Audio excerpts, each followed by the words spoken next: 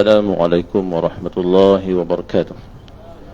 Alhamdulillahi rabbil alamin, wassalatu wassalamu ala ashrafil anbiya'i wal mursalin, Sayyidina Muhammad wa ala alihi wa sahbihi ajma'in. Tuan-tuan, puan-puan dan sidang jamaah yang bersekalian, alhamdulillah pada malam ni kita dapat bersama sekali lagi dengan Fadil Ustaz Ahmad Rizal bin Subarman yang telah belum kali bersama kita bulan lepas, insya-Allah. Alhamdulillah pada malam ni kita dapat bersama beliau sekali lagi, dan nanti kita bincanglah apa kitab yang akan kita nak gunakan. Mungkinlah Syarul Salikin, insya-Allah. Nanti kita akan usahakan untuk dapatkan kitab ini. Kita buat open order lah. Siapa yang nak memiliki kitab ini, bolehlah nanti kita mudahkan untuk jamaah memiliki seorang satu, adab dan juga kebiasaan bagi kita yang nak menuntut ilmu ni biasanya kena di kitab lah, baru dapat keseronokan mengaji itu, insya-Allah.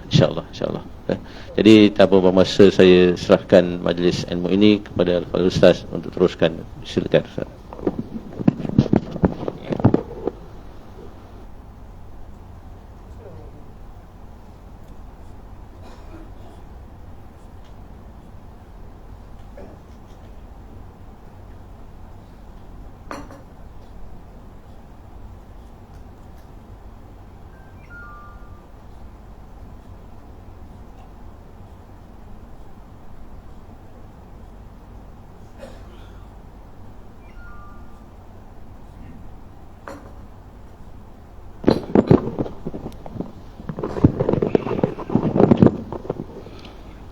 Assalamualaikum warahmatullahi wabarakatuh. Bismillahirrahmanirrahim. Alhamdulillahi rabbil alamin.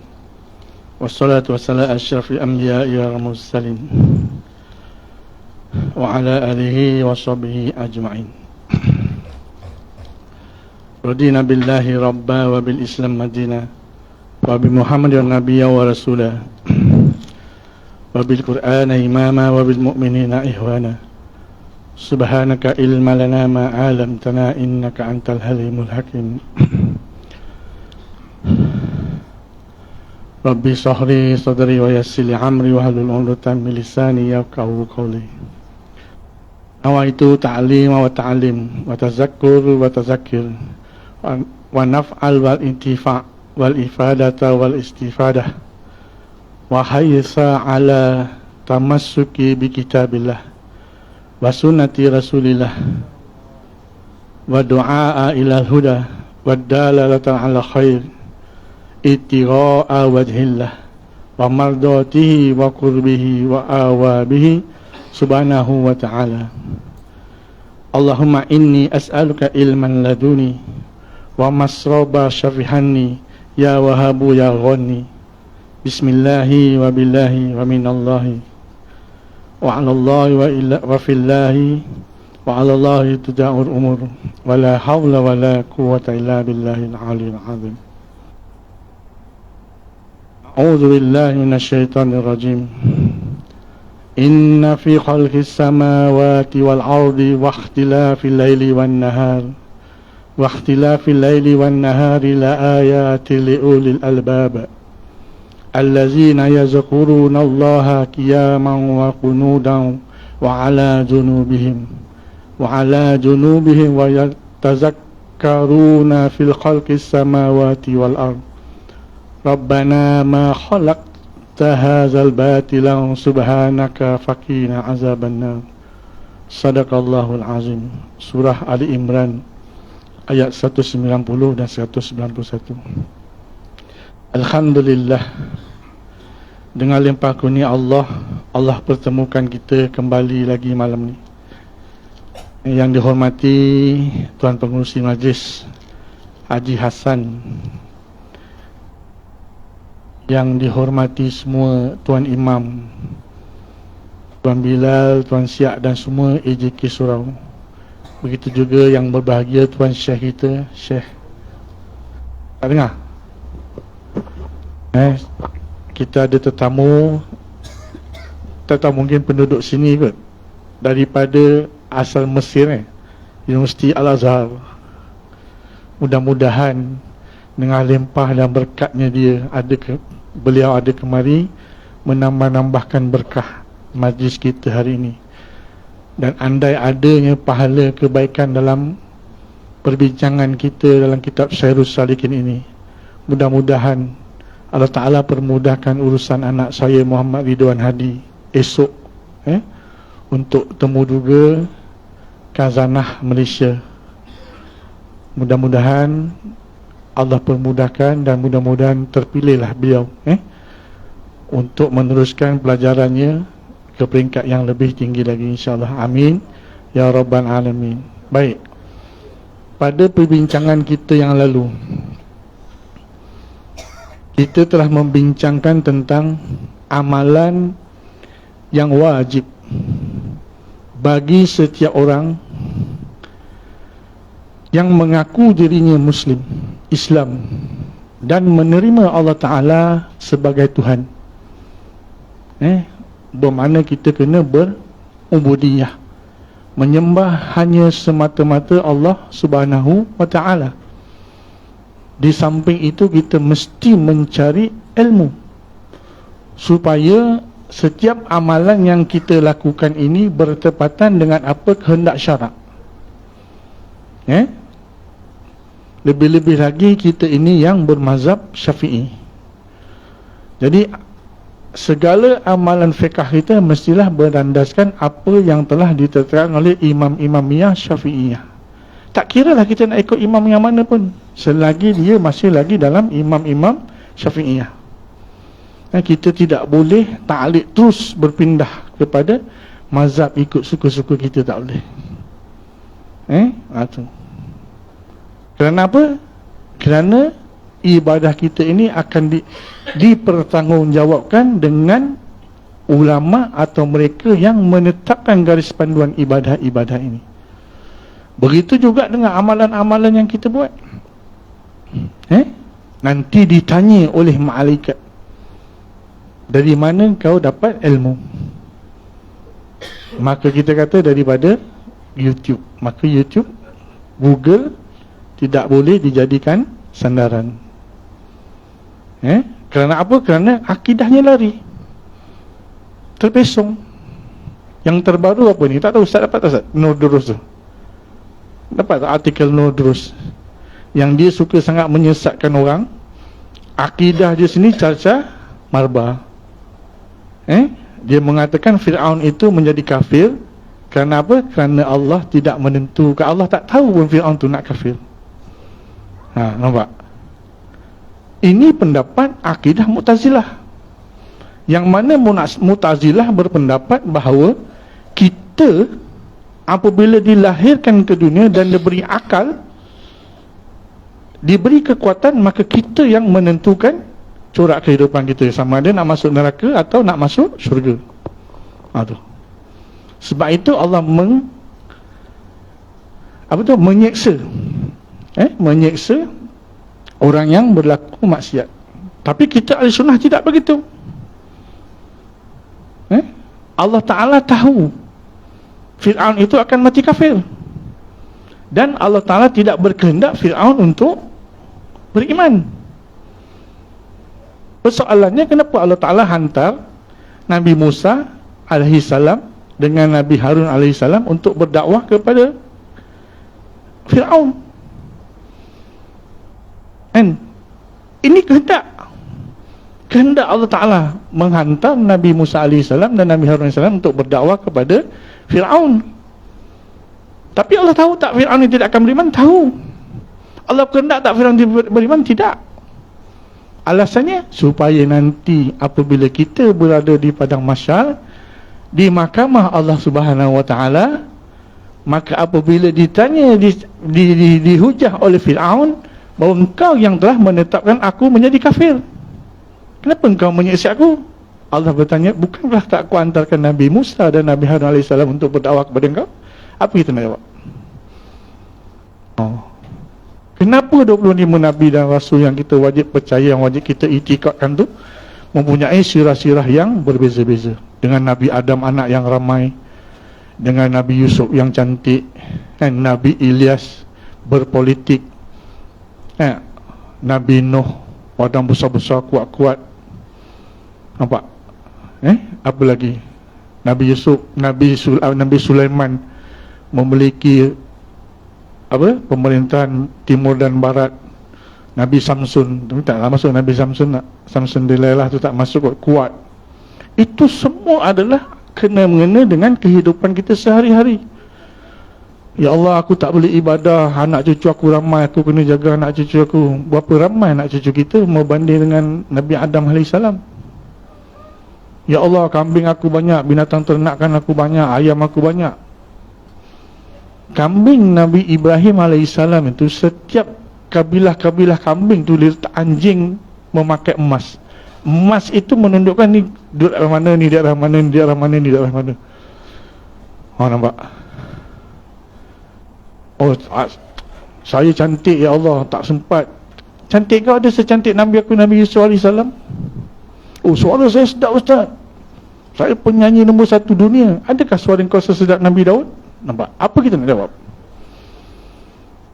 Kita kaitkanlah dengan semua Nabi-Nabi yang ada dalam dunia ni, yang pernah Allah Ta'ala zahirkan 25 Nabi dan Rasul tu. Cuba kita tengok. Ya Allah, aku ni sakit ni, sekarang ni musim sakit kan. Ya Allah, aku ni sakit. Adakah sakit kau sesakit Nabi Ayub AS? Tak juga. Kita baru dulu COVID, sekarang influenza. Tapi minta doa lah, jangan kena. Sebab saya kena. Saya tahu saya tak kena COVID, tapi kena influenza.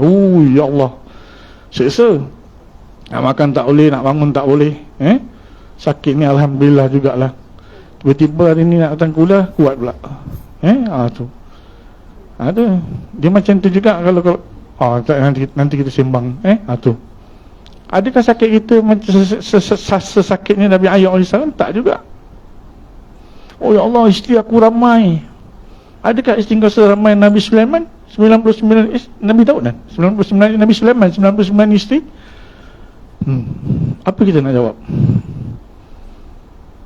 Jadi balik pada cerita bismillah tu tadi, itulah amalan yang wajib bagi saya lah. Bagi tuan-tuan saya tak tahu. Perlu kita amalkan sehari-hari. Yang pertama apa? Istighfar. Nabi paling kurang 100 kali sehari. Kemudian selawat ke atas Nabi Muhammad SAW. Mana mungkin kita boleh mengenali Allah tanpa melalui jalan Nabi kita, Nabi Muhammad SAW. Mana mungkin kita boleh masuk syurga tanpa syafaat Nabi Muhammad SAW. Perlu kita berselawat. Banyak kan, lebih-lebih lagi sekarang ni makan susah kan. Telur dah kena kurang makan. Ayam boleh makan banyak, tak apa. Sebab dia kata kurangkan makan telur. Jadi kita kena kurangkanlah makan telur. Telur mahal. Jangan makan telur, makan kulit je. Kan? Tu. Keadaan kita susah hari ni, susah duit. Banyakkan selawat. Kerana selawatlah yang membantu kehidupan kita dalam mencari rezeki. Yakin. Nak dapat yakin ni payah. Kemudian kita zikir la ilaha illallah. Kenapa Nabi sendiri pun berzikir la ilallah? Nabi-nabi sebelum Nabi pun berzikir la ilaha illallah. Sehingga pena pun berzikir la ilaha illallah. Qalam. Apabila Allah menciptakan qalam, lalu ditanya diperintah oleh Allah, wahai qalam, tulis. Apa yang nak aku tulis? Allah perintah, tulislah la ilaha illallah Muhammad Rasulullah. Ini banyak ni kalau cerita ni. Tak habis, tak boleh nak mula dah kitab ni. Yang kita ini, orang mengatakan kita ini Islam keturunan. Hakikatnya tidak. Mereka mengatakan sebab kita ni lahir daripada perut orang Islam, maka kita ini dikatakan Islam. Tak. Kita Islam memang sejak azali lagi.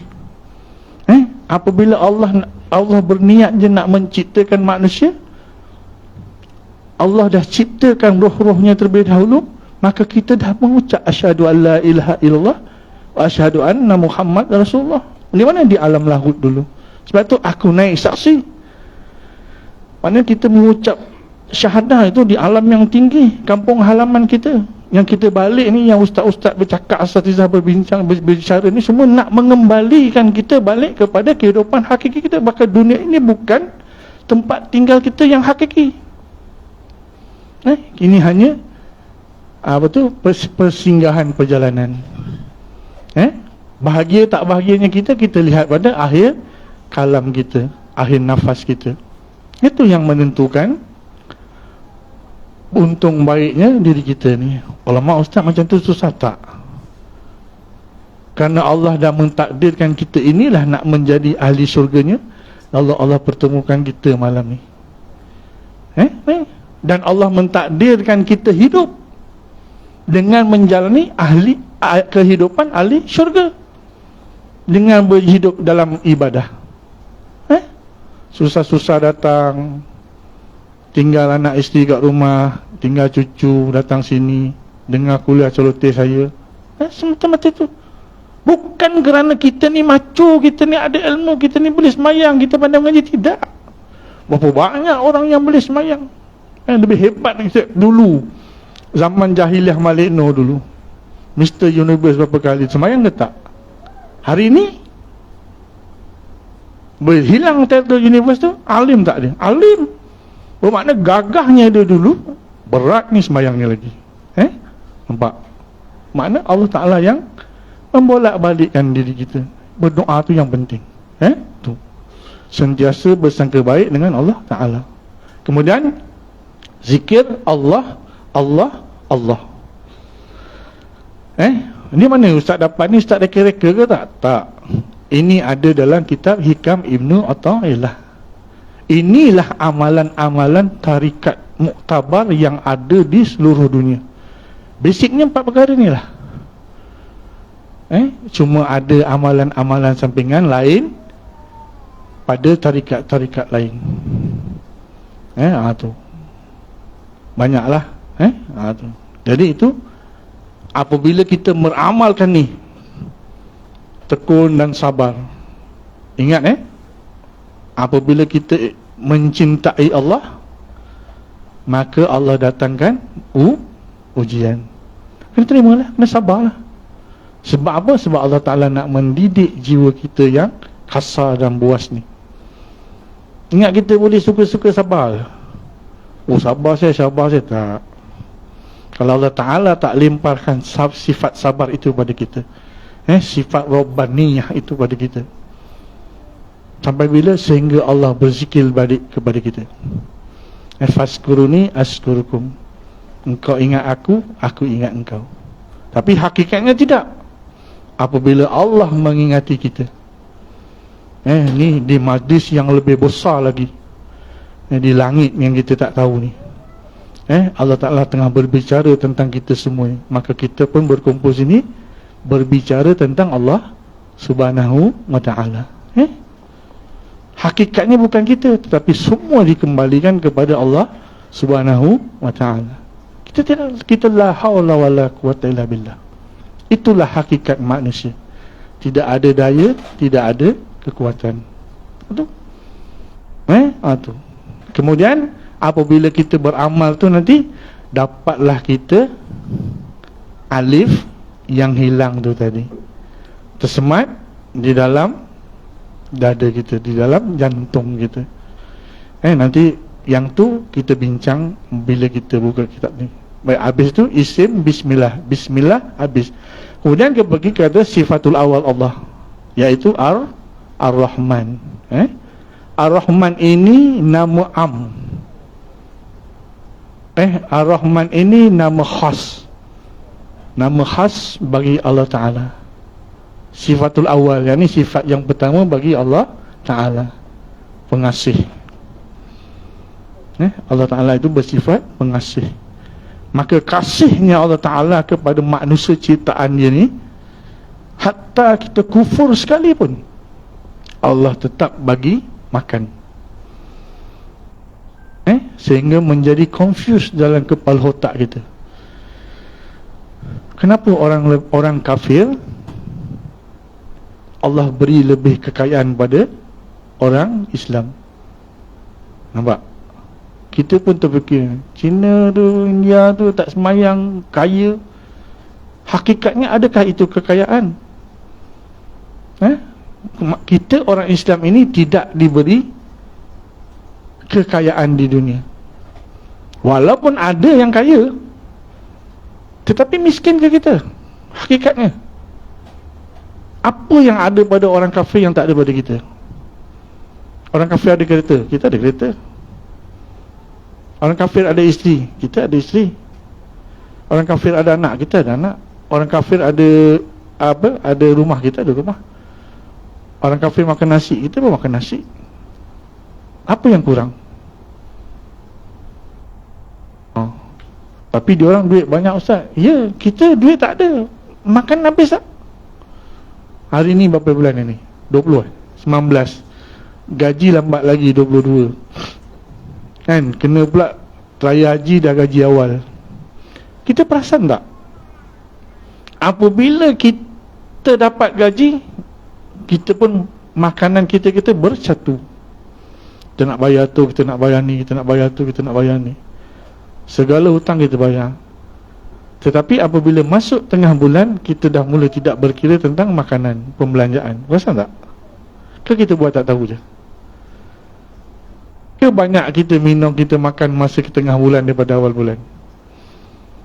Cuba kita tengok, kita perhatikan balik kehidupan kita hari, kita renungi balik. Hakikatnya masa ujung bulan ni lah yang banyak kita makan kat luar. Perasan tak? Dari mana datang duit tu? Duit gaji kita tu juga. Nasib baik kita di Selangor. Kalau kita di Perak dah kena potong gaji separuh. Misal daripada 3,000 jadi 1,500. Tak suka kau berhenti je lah. Macam tu dia cakap. Ada? Nampak? Apa yang kita tak ada? Apa yang Allah Ta'ala tak bagi kita? Sebab itu apabila kita hendak meletakkan nama anak kita, kita tidak boleh bubuh Rahman sahaja. Kita kena bubuh depannya Abdul Rahman atau apa sajalah yang menunjukkan hamba bagi Allah yang bersifat Rahman. Itu nama khas. Tetapi perbuatan Allah Ta'ala itu umum. Babi pun dia bagi makan, bagi isteri, bagi anak, bagi tempat kediaman dan sebagainya. Kita terfikir tak kan tu?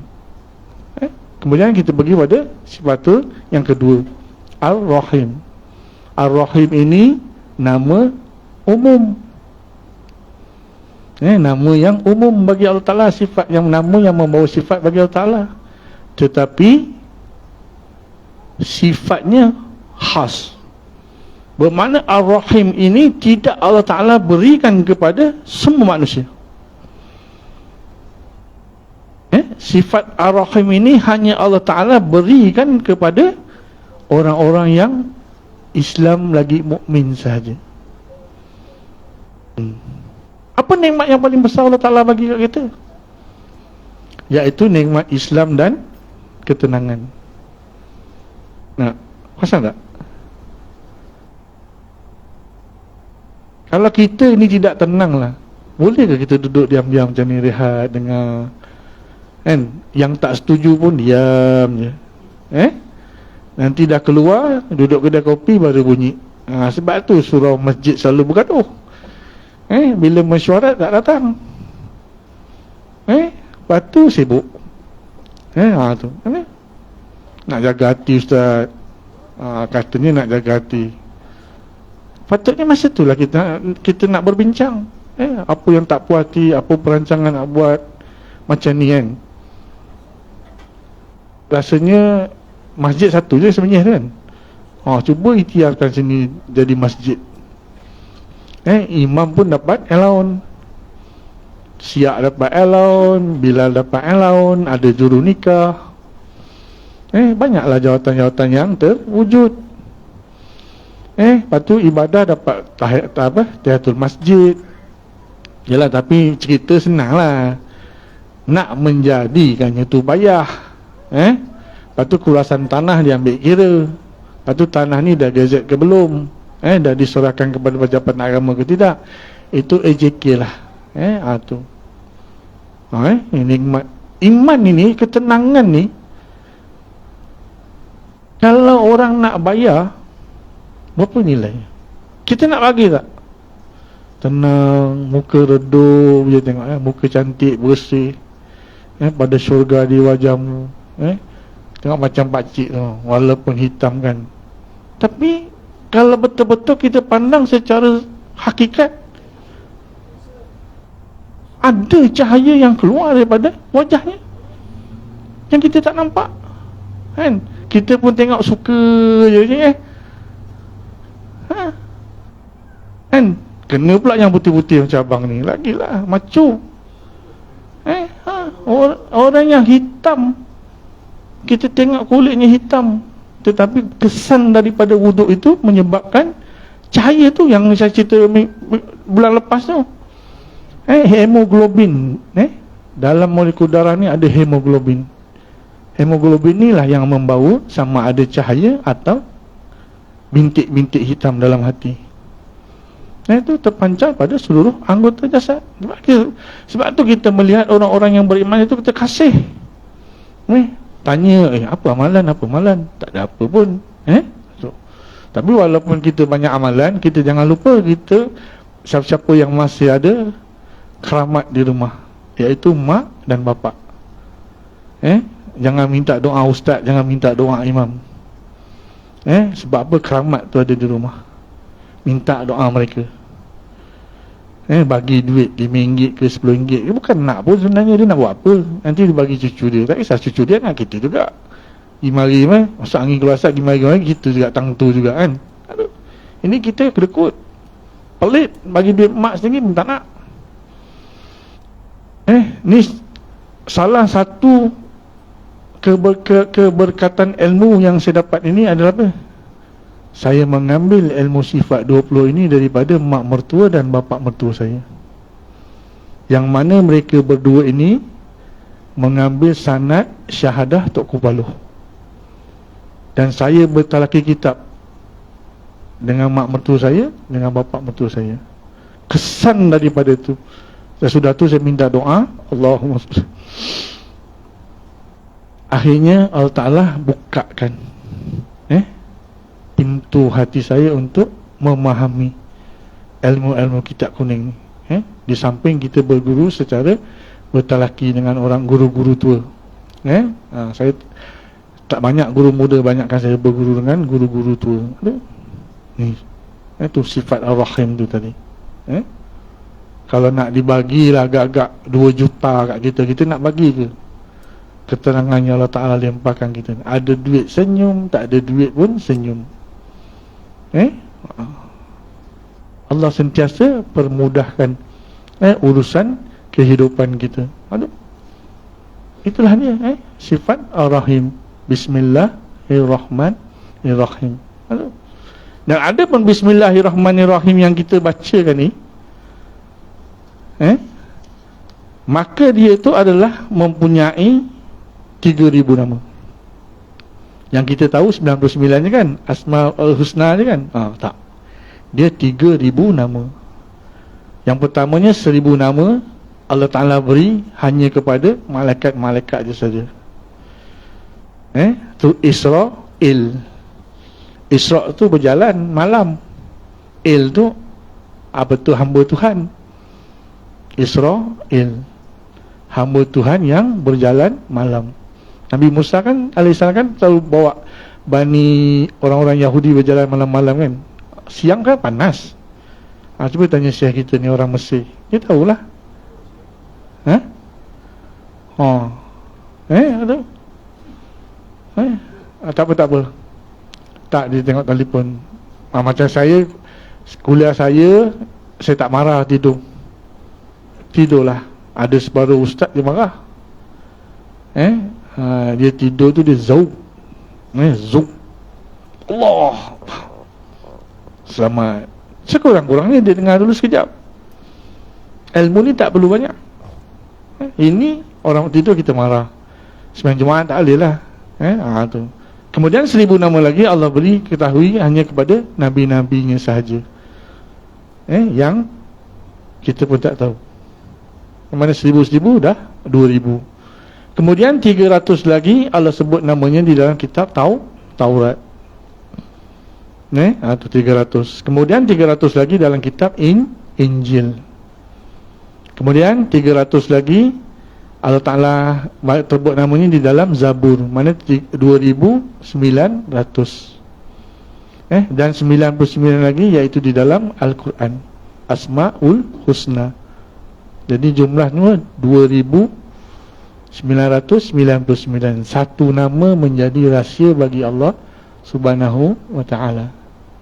Tetapi bagi orang-orang yang menjalani tarekah, satu nama ini nanti apabila kita berjalani zikir, maka Allah Ta'ala akan beri nama itu mengikut kadar kekuatan diri kita. Kita ni layak yang mana? Maka itulah menjadi ismu azam bagi diri kita. Dan ismu azam ini apabila kita gunakan untuk berdoa, sangat mustajab. Ya ke Ustaz? Berzikirlah. Tapi kena cari guru. Kena cari guru. Jangan kita berzikir ini, tak tahu yang sudah saya bagi tahu ke belum. Zikir ini ada dua martabat. Satu zikir hasanah. Yang mana zikir ini kita ambil daripada mana-mana buku, daripada mana-mana Quran, atau daripada mana-mana kitab. Lebih-lebih lagi kitab yang ditulis oleh Imam Al-Ghazali rahimahullah, iaitu zikir-zikir harian. Ada Isnin zikir apa, Selasa zikir apa, Rabu zikir apa. Maka zikir-zikir itu kita baca, kita amal, maka kita hanya mendapat pahala ibadahnya saja. Hanya mendapat pahala ibadah. Tetapi kalau kita pergi kepada zikir martabat, maqamat, maka di situ berlaku perpindahan kerohanian kita. Daripada alam mulki ni, alam syahadah, kita pergi ke alam malakut. Ni alam malakut ni permainan jin-jin ni. Mulalah terbuka kasyaf. Boleh tengok, Ana tengok hantar ni macam ada jin je. Cerita lain tak ada. Macam mana? Zikir maqamat. Tu Ana tengok hantar ni macam ada jin je. Hebat, kasyaf. Boleh tengok jin sebelah kita. Saya tak boleh tengok jin. Tak nak saya tengok jin. Kalau cantik tak apa. Tapi pengalaman saya tengok hantu yang paling cantik, hantu Cina. Sebab saya duduk semenyih. Jalan lama tu, sebelum ada serin haid lah macam-macam tu, dia ada sovil apa ke. Kita daripada atas jenang tu, kita kona kiri. Lepas tu ni sovil. Lepas tu kita kona kanan. Kona kanan ni, di situ ada kubur lama tau. Selalu motor mati, kereta mati, enjin. Siapa yang tak tahu, dia akan berhenti. Dia sebenarnya tak rosak, tapi kita biar je jalan sampai dekat genom ke apa, atom, dia hidup balik. Pengalaman saya, patut dia ada satu kubur Cina yang terbukit tu kan, bawah tu highway. Memang saya nampak keluar puff. Memang cantik. Memang cantik. Putih melepak, debu. Saya pun berhenti tengok. Ya. Sebaik saya punya sepupu tak datang. Dia selalu, dulu memang orang tak berani lalu situ. Nasib-nasib. Saya pernah sekali duduk depan handle. Saya kata nak tompang-tompang je, jangan toleh-toleh. Tak nak saya. Tu pengalaman tu. Tapi ada orang dah memang dia minat, biarlah. Dia nak tengok. Tak siapa-siapa yang jadi perawat, lagilah tengok. Lagi nampak. Ni kemudian, jadi sekian nama-nama Allah itu, yang 3000 itu terkandung di dalam Bismillahirrahmanirrahim. Dan jika sesiapa-siapa membaca Bismillahirrahmanirrahim, niscaya mengunia Allah Ta'ala kepadanya akan balasan pahala sebanyak pahala yang diberikan kepada orang yang menyebut namanya sebanyak 3000 nama. Hanya kita sebut Bismillahirrahmanirrahim. Dan siapa yang nak jadi perawat? Siapa di sini yang berminat jadi perawat? amalkan Bismillahirrahmanirrahim 1000 kali sesudah selesai sembahyang zuhur, sebelum asar kena habis. Selama 40 hari tidak boleh tinggal sekalipun. Tertinggal mula dari 1, mula balik pada 1. Maka setiap ayat-ayat yang bermula daripada Bismillah, Bismillah 5, 7, 9, 11, 21, apa sajalah, Bismillah Masya Allah, memang kita boleh guna untuk berubat. Kadang-kadang kita nak keluar rumah tu, sign tu dah ada, tanda-tanda. Berkat Bismillahirrahmanirrahim ni, kalau orang kerasukan, kalau benda tu sebati dalam diri kita, maka yang sakit itu akan merasa tak suka tengok kita. Jaga di situ ada timbul riaknya pula. Kawan-kawan kita berubat tak jadi, tiba-tiba kita datang, aku tak suka kau, benci, pergi. Ni hati kecil ni susah sangat nak dijaga. Tu jaga. Yang mudah, bacakan Bismillahirrahmanirrahim 21 kali sebelum tidur. InsyaAllah, kalau ada orang sihir, orang nak pecah rumah kita, Allah Ta'ala gerakkan kita. Kita terjaga. Itu paling mudah. Sehingga punya hingga,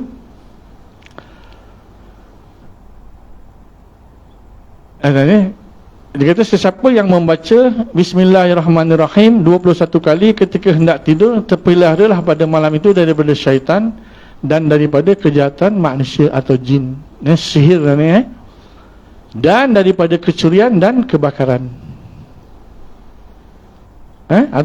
Dan selamat daripada mati terkejut. Ni penting. Kita tak nak tiba-tiba mati.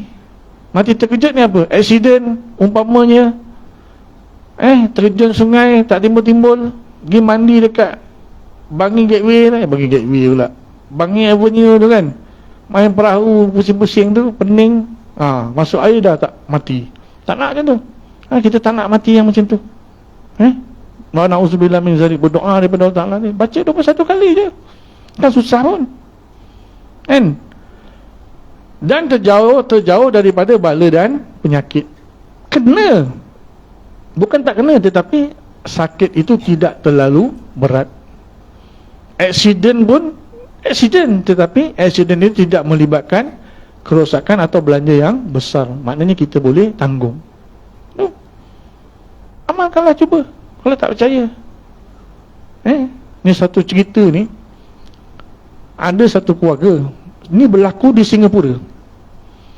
Orang yang mengajarkan saya Bismillah ni iaitu Syekh Ahmad Smaid, adik kepada bekas mufti Singapura. Tahun 80-an dulu, lama. Dia menceritakan di Singapura tu ada satu keluarga, isterinya apa saja Bismillah, sehingga suaminya fed up. Apalah kau ni asyik Bismillah, tu Bismillah ni Bismillah, tu Bismillah ni Bismillah. Orang dia buat tak tahu je. Satu hari suami dia nak dajal dia, belikan rantai, bagi kat isteri. Isteri kata ambil Bismillah, tu Bismillah, Bismillah. Nak simpan tu dia hintai.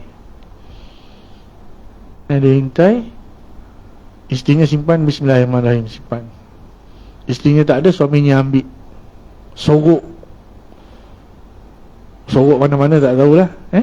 Lepas 7 hari suami dia tanya, yang mana rantai emas yang abang beli tu? Tak nampak pun pakai. Ada dalam mari. Ya, kita pergi ambil. Pergi tengok ada. Terkejut beruk tak suami? Terkejut beruk pun tak terkejut kan tu. Lepas tu suami dia kata, macam mana emasnya ada kat sini? Memang saya simpan kat sini. Baru dia mengaku bahawa dia culas, khianat kat isteri dia sendiri. Akhirnya taubat suaminya. Taubat suaminya itu sama-sama beramal Bismillahirrahmanirrahim. Dia makan sikit, masak nasi tak cukup, baca Bismillah. Lebih-lebih ni anak-anak kita ni yang nak pergi interview lepas SPM ni kan, bacakan Bismillahirrahmanirrahim 50 kali. Lepas pada tu jangan cakap-cakap, tunggu giliran dia panggil. Tu. Lepas tu nak masuk, hasbunallah wa ni'mal wakil, masuk, InsyaAllah. Sama juga yang saya ajar pada anak-anak saya ketika nak menduduki periksaan. Kita periksa tak ikut nama, ikut nombor kan. Kita baca Bismillahirrahmanirrahim 21 kali, baru kita tulis nombor, angka giliran kita. Barulah kita tulis apa-apa kita nak tulis. Jadi bila tengok ni apa benda ni? Innahu min Sulaiman wa innahu Bismillahirrahmanirrahim. Ini surat daripada Nabi Sulaiman. Isinya Bismillahirrahmanirrahim. Cikgu pun dan pengalaman saya sendiri, admit, saya jawab 2 soalan panjang, ada 15 soalan pendek. Kalau ikutkan tak lulus, tapi saya dapat C. Sebab 2 soalan panjang dia suruh jawab 4. Saya tak pernah review paper masa belajar. Banyak kelebihan Bismillahirrahmanirrahim. Itu ni ilmu yang kita ambil daripada orang-orang tua dulu. Ini siapa baca 100 selama 7 hari berturut-turut, mana-mana penyakit, ataupun pada orang yang kena saya sembuh orang itu dari bersia dan penyakit ni, banyaklah. Ni banyak. Cari dalam kitab pati, yang mudah cari dalam kitab pati rahsia. Jangan cari dalam kitab mujarabat, tak ada. Satu lagi apa entah, dah lupa kitab bukan, tak ingat kata. Kemudian siapa-siapa yang membaca 113 kali pada hari Jumaat ketika khatib di atas mimbar, kemudian berdoa bersama khatib dan memohon daripada Allah Ta'ala akan apa-apa hajat, nescaya menggunakan Allah Ta'ala apa-apa yang dipohon. 113 kali. Dan kita naik motor, naik kereta, kadang-kadang kita tertidur ni kan, baca Bismillahirrahmanirrahim.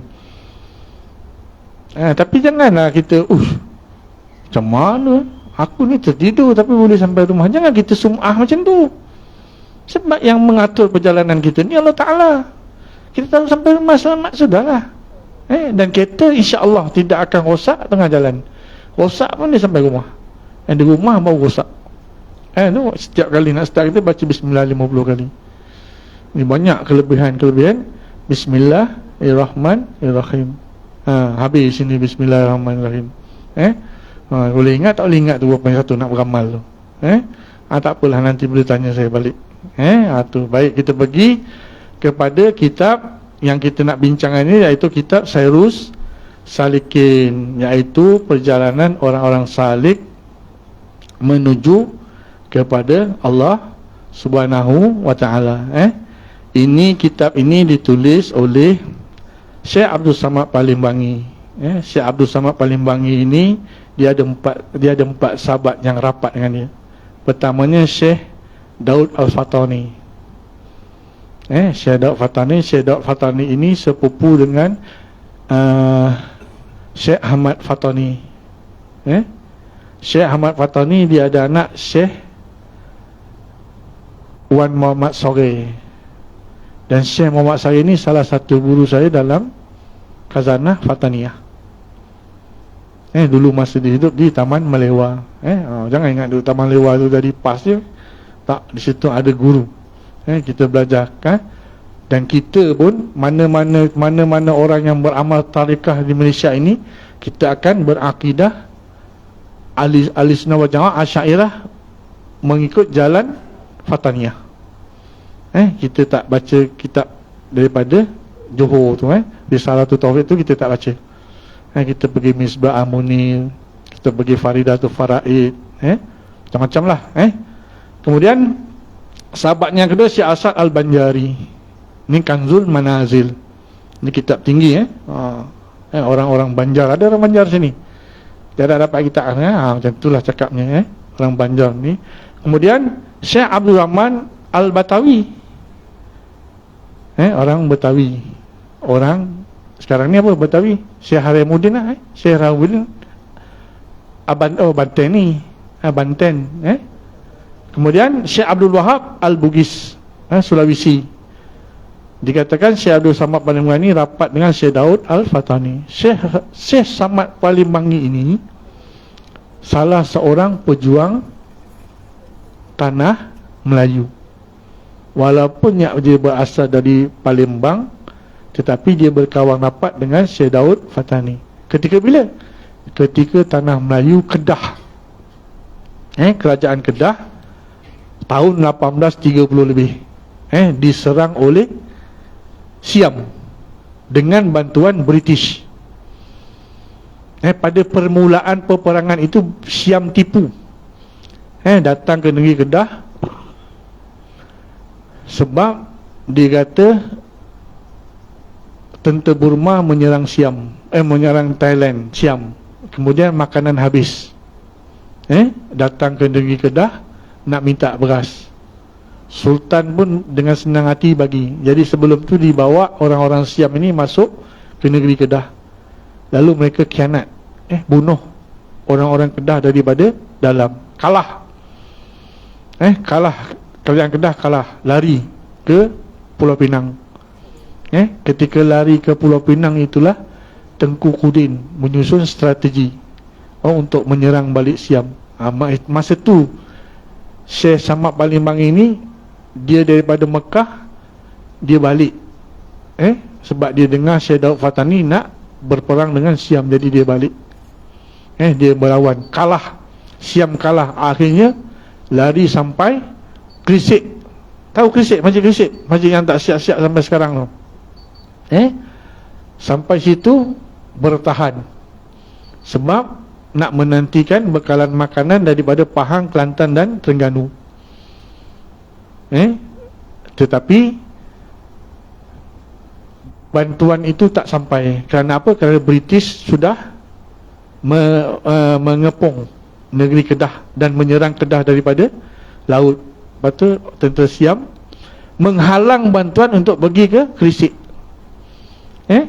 Kemudian tentera Siam serang balik Tengku Kudin dan Syekh Samad Palembangi di Krisik. Akhirnya Syekh Samad Palembangi wafat, syahid di Krisik, ditembak.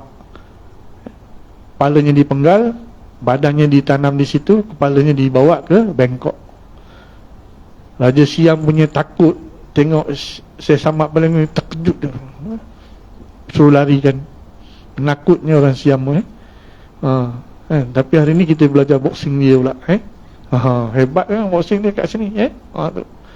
Tu Syekh Samad Palembangi. Dan kitab ini pula diambil daripada Lubab Al-Ihya Ulumuddin. Mana ringkasan daripada Lubab Al-Ulumuddin yang ditulis oleh Imam Al-Ghazali rahimahullah ta'ala. Tarikat kita ambil ikut tarikat Imam Ghazali dengan Abu Yazid Bustami.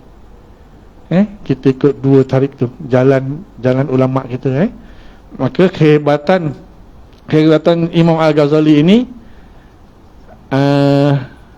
ditulis oleh Imam Ibn Jauzi. Ini Imam Ibn Jauzi, bukan Imam Al-Jauziyah tu. Lain, dia ada dua. Imam Ibn Jauzi ni ada dua. Satu anak murid Ibn Taymiyah, satu lagi Imam Ibn Jauzi, salah seorang daripada imam-imam Syafi'iyah. Menghikayatkan, menceritakan bahawa saudaranya iaitu Imam Ahmad Al-Ghazali rahimahullah menceritakan peristiwa kematian Imam Al-Ghazali rahimahullah. Berkata Imam Ahmad tersebut, setelah terbit fajar pada hari Isnin 14 Jamadul Akhir 505 Hijrah, yakni saudaraku Al-Imam Al-Ghazali berwuduk dan terus sembahyang subuh. Selepas sembahyang subuh, beliau berkata, bawakan ke sini kain kafanku. Lalu beliau mengambil kain kafannya sambil beliau berkata, aku telah bersedia untuk datang memenuhi panggilanmu. Mana mungkin kekasih tidak mahu menemui sang kekasih. Apabila kita menganggap Allah itu Tuhan, maka kita menghadap ketika kita perlu. Tetapi apabila kita menganggap Allah Ta'ala itu kekasih, maka kita sanggup berkorban apa saja. Beza ibadah. Menganggap Allah Ta'ala Tuhan senang tak ya? Susah, sibuk cari. Sedangkan kita ni macam saya ni diajar, nak minta garam pun kena sembahyang hajat 2 rakaat. Padahal boleh beli tak garam? Boleh kan, duit tak ada. Tapi tak, kita diajar macam tu. Nak apa-apa mesti sembahyang hajat. Maksudnya kita ni sentiasa berhajat. Kita ni sentiasa berhajat. Cuma kita tak mau menyampaikan hajat hati kita ini kepada Allah Subhanahu Wa Taala. Sombong. Sedangkan hakikatnya Allah Ta'ala itu tak pernah lupa kita. Setiap detik ni dia beri kekuatan pada tulang belulang kulit kita ni. Molekul-molekul darah ni, antibody ni untuk bekerja menegangkan kulit itu mengikut kadar umur kita. Ini sebenarnya ni. Pernah tak kita terfikir sampai macam tu? Tak pernah. Biasa Ustaz, nanti dah tua-tua lah, sampai umur mati, kenduri. Nampak? Tak, hakikatnya tak. Allah Ta'ala sentiasa memberi kekuatan setiap detik kepada tubuh badan kita. Kena ingat sampai macam tu. Lepas tu dia kata dengan penuh ketaatan dan kepatuhan. Ini. Kemudian setelah itu beliau menunjukkan kakinya menghadap kiblat dan terus beliau menghembuskan nafasnya yang terakhir dan memenuhi panggilan Tuhannya dengan penuh ketenangan. Alhamdulillah. Itu kematian yang kita nak. Apa lagi kematian yang macam ni kalau kita dapat macam ni? Dan sebanyak-banyak redha Allah Ta'ala atas Imam Al-Ghazali ini bukan kerana banyaknya kitab yang dia tulis, dan bukan kerana banyak dia memandaikan orang-orang yang belajar dengan dia, tidak. Hanyalah semata-mata ketika dia sedang menulis, Syekh Lalat datang hisap dakwatnya. Lalu Imam Ghazali berhenti, membiarkan lalat itu menghisap dakwat sehingga kenyang. Di situlah redha Allah Ta'ala. Kan amalan besar-besar, kita boleh buat masjid. Ya memanglah kalau kita mikir, tetapi redha Allah Ta'ala itu atas perkara-perkara yang kita tak sangka. Sebab tu kita jangan anggap remeh ibadah kita walaupun sikit. Sekadar buang duri je. Tu. Dulu saya mengaji dengan tok guru saya ni, 2 tahun saya tak boleh duduk dalam ni. Duduk luar tu, kat abang tu. Abang ni kira dalam okey lah gitu. Saya duduk kat slipper tu. Setiap slipper yang datang tu, setiap orang yang datang saya kena basuh, lap, kering, susun elok supaya nak balik senang. Agak-agak kalau kita mengaji macam tu, saya buat macam tu, nak ke orang datang mengaji? 2 tahun. Sebab apa? Sebab nak menghilangkan ego ada dalam diri. Tu. Tak maaf cakap lah, dulu memang saya ada belajar ilmu hitam. Saya orang Jawa kan. Senang cerita. Jadi bila saya belajar mengaji Quran dengan dia mimpi 3 kali ada orang ketuk kepala dia dengan hammer. Lepas tu dia tanya, apa ilmu kau belajar ni? Saya orang Jawa Ustaz. Syekh, Hana orang Jawa. Tahu orang Jawa. Okay, orang Jawa kau duduk luar 2 tahun. Sabar. Makan ni dah semana kemas. Sebab apa kita nak buang sifat buruk yang ada? Kita je yang kenal diri kita ni. Kita, orang lain tak kenal kita. Kita je tahu apa dosa yang pernah kita buat. Orang lain tak tahu. Jadi kita lah kena berhadap dengan Allah Ta'ala. Taubat. Tu kena banyak taubat. Lebih-lebih lagi ni kita dah 50-an, 60-an ni kan. Kena taubat. Mengaku pada Allah Ta'ala dosa yang pernah kita buat. Jangan sombong, jangan kita tidak mengaku. Tu ni sebab tu bila tu akhirnya Imam Ghazali memenuhi panggilan Tuhannya dengan penuh ketenangan. Mudah-mudahan Allah mencucuri rahmat kepadanya dan juga makam yang tinggi. Kita baca kitab dia pun dia dah dapat banyak pahala. Kitab ni, dan di sini Syekh Samad Balik lagi kata apa?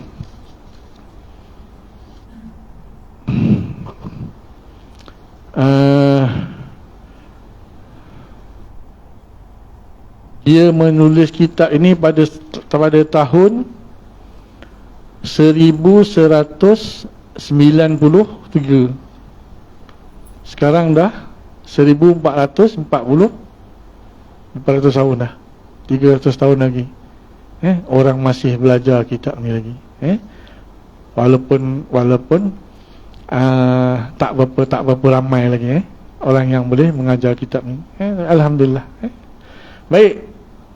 Qala musannif rahimahullah ta'ala wa nafa'ani bi ulumi fi darani amin. kita ni dah lebih tak azan ke? Selalu bunyi jam. Bunyi ke? Tak ada orang ingatkan saya pun.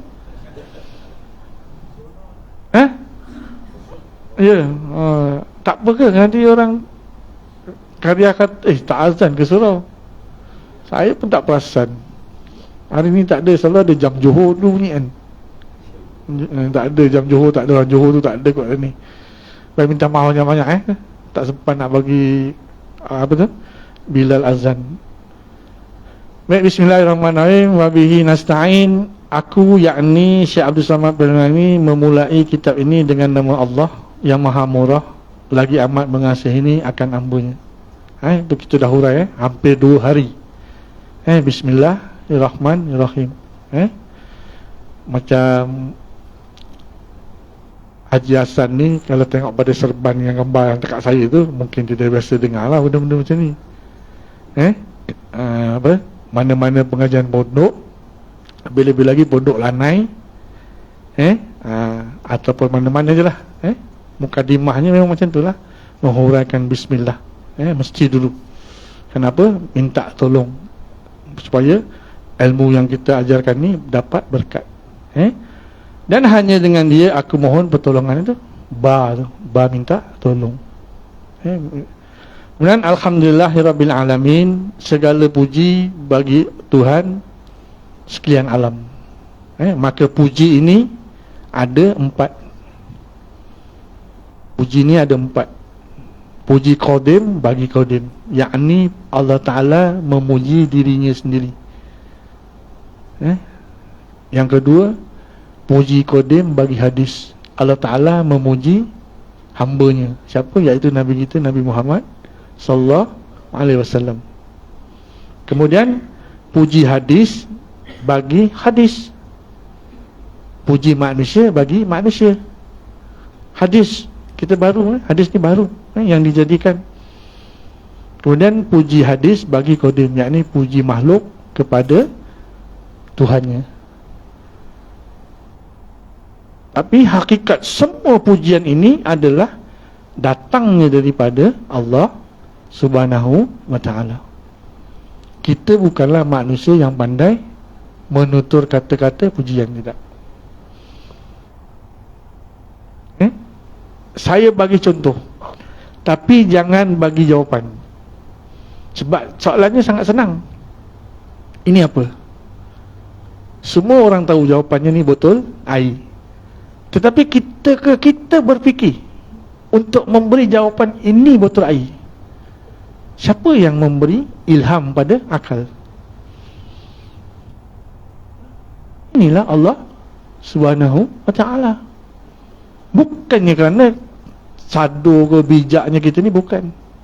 Tetapi itu datangnya daripada Allah Subhanahu wa ta'ala. Hakikatnya segala puji-pujian ini, puja dan puji ini dikembalikan lagi kepada Allah Subhanahu wa ta'ala. Semata-mata apa? Semata-mata untuk mengelakkan rasa takabur, besar diri, minta dipuja, minta dipuji.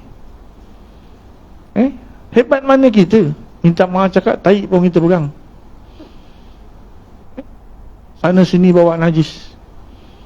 Sedangkan kita nak kembali kepada Allah Ta'ala itu 7 hari kita tidak diberi makan dan minum.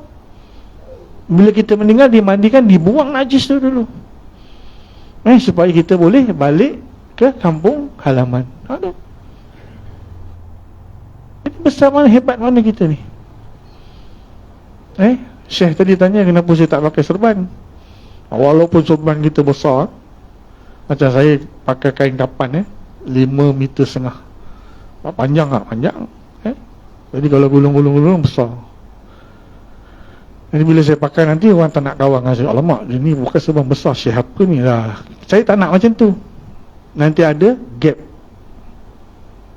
Sebab kita dah diajar untuk bersubah, yakni berkawan dengan murid, murid berkawan dengan guru, supaya murid boleh tahu apa amalan yang guru buat, supaya senang berbincang, tidak ada protokol. Bila ada protokol ni susah. Susah. Kena pula syekh saya dulu memang tak nak jumpa je. Tak adalah melalui orang ni, tak ada. Jadi saya tak boleh nak buat susah-susah macam tu. Itu hakikatnya semuanya kembali kepada Allah Subhanahu wa ta'ala, allazi wafaqqa man arada bihi khairan fi suluki tariqil al-imatil sofiyatil muhaqqiqin, yakni yang memberi taufik akan dia seseorang yang menghendaki dia, ya Allah Ta'ala, dengan dia kebajikan pada menjalani akan jalan segala imam ahli sufi. Atau dengan muhaqqiqin, yakni mantap, yang muhaqqiq. Jadi macam mana yang boleh diterima bahawa ini adalah amalan daripada ahli sufi? Maka kita pergi kepada ayat yang dibacakan tadi, iaitu ayat Ali Imran tadi kan. Maknanya apa? Maknanya bahawasanya dalam penciptaan langit dan bumi dan pergantian malam dan siang terdapat tanda-tanda bagi orang yang berakal, ulil albab, iaitu orang-orang yang mengingati Allah sambil berdiri, duduk, berbaring, dan mereka memikirkan penciptaan langit dan bumi seraya berkata, ya Tuhan kami, tidaklah Engkau menciptakan ini dengan sia-sia. Maha suci Engkau, maka peliharalah kami dari seksa neraka. Kerana Allah Ta'ala dah bagi tahu. Ada tak orang yang duduk berzikir memikirkan Allah Ta'ala? Agak-agak lah kalau kita tengah susah-susah kita berzikir kat bawah pokok, tiba-tiba zikir kita tu diikuti oleh daun-daun. Macam mana? Kita tengah susah hati, tak ada duit, kita zikir-zikir, keluar cacing. Subhanallah, subhanallah, cacing pun ikut subhanallah, subhanallah, macam mana? Tu. Sebenarnya ada duduk. Kalau lebih, kalau sekarang ni Tuan Bilal kita lah, bila nak asar selalunya ada angin. Nak masuk waktu asar dia akan ada angin. Cuba duduk bawah pokok, dengar. Hakikatnya desiran itu, daun itu berzikir, hu Allah, hu Allah. Jangan, kalau kita dengar betul-betul, boleh jadi gila. Daun berzikir, sana agak-agak. Cubalah kalau tak percaya. Ini bermaknanya Allah dah menceritakan bahawa di zaman Nabi, di zaman sahabat, ada manusia yang berzikir duduk, baring, berdiri. Itu jenis manusia. Bila dia duduk, penat duduk, berdiri dia buat kerja, mengantuk tidur. Itu je tiga. Lain pada tu tak ada. Mencanggung pun duduk. Sekarang tak mencanggung lah, duduk. Itulah kerja manusia, sambil duduk memikir-mikir tentang kebesaran Allah Subhanahu wa ta'ala. Bukan tak ada. Maknanya yang kita, yang saya sampaikan ni ada, pernah orang buat, pernah dilakukan pada zaman Nabi. Sebelum Allahumma salli ala sayyidina Muhammad, diperintahkan sembahyang. Pada permulaan Islam, Nabi mengajarkan syahadah kepada sahabat. Apa yang para sahabat buat? Zikir. Bismillahirrahmanirrahim. Iqra' bismi rabbikal ladzi khalaq. Baca dan sebutlah nama Tuhanmu yang Maha menciptakan. Jadi siapa nak badan dia keluar cahaya, zikirkan Khaliq al-Khaliq al-Khaliq 2 jam setengah sejak 12 malam sampai 2:30 pagi. Jumlah terpulang, tapi itulah masanya. Lama-lama keluar cahaya.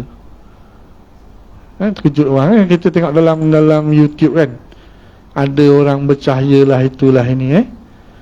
Jadi itu banyakkan zikir. Basahkan lidah kita dengan zikir. Mudah-mudahan Allah memberikan kita kemantapan ini, dan mudah-mudahan Allah matikan kita dalam zikir, insyaAllah. Dah pukul 9 lebih dah ni. Saya rasa cukup dulu setakat ni. Cumanya hari ni saya minta maaf tuan pengurusi, tak berapa segar, tak berapa larat nak berdiri. Bukan nak culas, tak nak jadi imam. Kena pula imam tadi sedap baca kan. Hafiz ke apa tu tadi? Ustaz Hafiz ke ni? Dia orang Hafiz ni lain baca dia. Qori lain. Lain. Jadi kita dengar, oh Hafiz ni. Jadi kalau ada imam macam tu kan baca ni kita tampang seronok. Hari ni saya minta maaf, saya bau sakit, kena influenza. Memang sikit. Jaga-jaga ni musim-musim panas ni, banyakkan minum, kurangkan keluar. Pakai mask kalau keluar. Mudah-mudahan ilmu yang sedikit ini ada manfaatnya kepada kita semua. Mudah-mudahan Allah pertemukan kita nanti di syurga nanti, insyaAllah. Amin ya Rabbal Alamin. Bismillahirrahmanirrahim. Alhamdulillahirabbil alamin. Wassalatu wassalamu asyrafil anbiya'i wal mursalin wa ala alihi washabihi ajma'in. Allahumma salli ala sayyidina Muhammad wa ala ali sayyidina Muhammad. Allahumma faqihna fid din wa alimna takwil. Allahumma fata'arifin bihikmatik wansur alaina rahmatik wa zakirna manasib. Ya zal jalali wal ikram. Rabbi yasir wa la tu'asir. Rabbi tamim bi khair. Allahumma tamim bi khair. Allahumma tamim bi khair. Allahumma tamim bi khair. Ya Allah, limpahkanlah iman ke dalam diri kami. Peliharalah ia semasa kami masih hidup. Tetapkanlah ia semasa kami menghadapi kematian. Dan kekalkanlah ia semasa kami berpindah ke alam berikutnya, ya Allah. Sallallahu alaihi Muhammadin wa ala alihi wasallam. Walhamdulillahi rabbil alamin. Assalamualaikum warahmatullahi wabarakatuh.